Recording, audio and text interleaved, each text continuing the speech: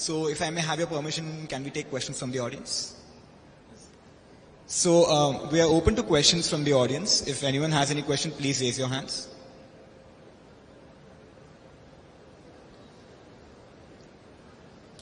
Can we have the gentleman over there? Can someone please give the mic to him?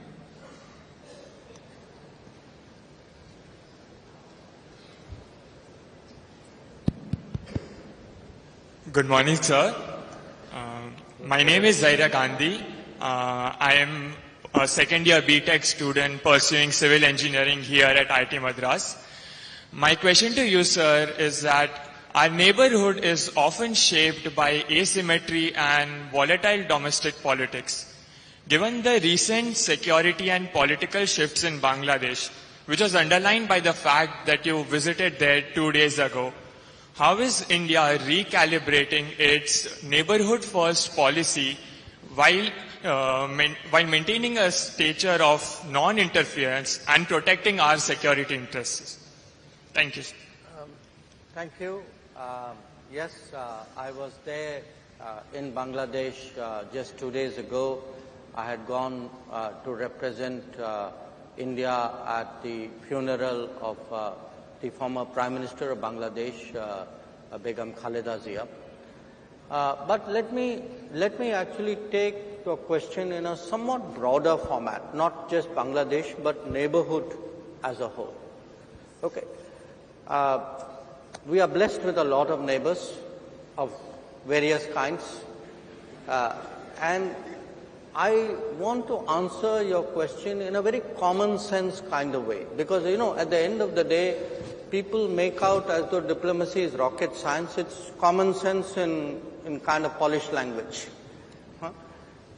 Now, what do you do in common sense with a neighbor? Any neighbor. I mean, you are in a hostel, you have neighbors. If you have a neighbor who is good to you, or at least who is not harmful to you, your natural instinct is to be kind, is to help that neighbor. If the neighbor has a problem, you would like to contribute in some way. If nothing else, you'll say hello. You will try to build friendships, bonding, etc. And that's what we do as a country. So when you look around our neighborhood, wherever actually there's a sense of good neighborliness, I think you have seen India invest, India help, India share. So, we were talking about the COVID. Most of our neighbors got their first shipment of vaccines from India. Again, when our vaccination program was still going on. Okay. Then, I'll give you a second example, the Ukraine conflict. Because of the Ukraine conflict, there was there were food shortages, there were fuel shortages, there were financial crises. Now, again, with many of our neighbors, we supplied fuel, we helped out with food, we helped out with fertilizer, and in a sense, we were sharing what we had. Now, some neighbors went through very exceptional stresses. A very notable one was Sri Lanka. Sri Lanka actually had an acute financial crisis. And we actually stepped up with a package of $4 billion at a time when, their negotiations with the IMF were still sort of moving at a very glacial pace. So that's what, in a way, good neighbors can do.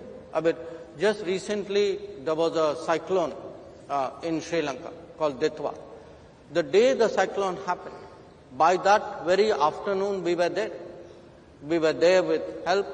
Our ships were at the port, but within a day, our helicopters reached there. Our rescue teams were there. I went there myself with a few days later with a kind of a reconstruction, rebuilding package. And believe me, if you ask the average person, they have that sense that, look, I have a neighbor like India. I know when things get bad, I can rely on a country like this. And it doesn't have to be a crisis. You also work with neighbors by power grids, by waterways, by roads, by ports, by doing business, by helping tourism, by having people come for medical treatment. So this is the positive scenario. But you can also have bad neighbors. Unfortunately, we do. Now, when you have bad neighbors, and if you look to the one to the west, if a country decides that they will deliberately, persistently, unrepentantly continue with terrorism, we have a right to defend our people against terrorism. We will exercise that right. How we exercise that right is up to us. Nobody can tell us what we should do or not. We will do whatever we have to do to defend ourselves. It's a common sense proposition.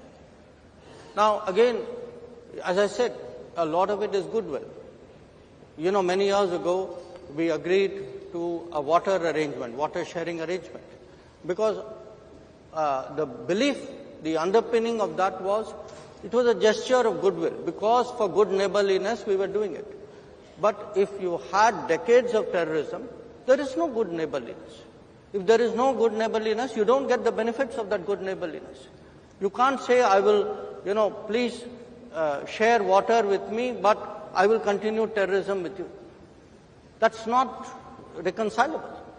So I think there is as I said, a good neighbor, bad neighbor, but an overall neighborhood policy. Most of our neighbors, I think, have,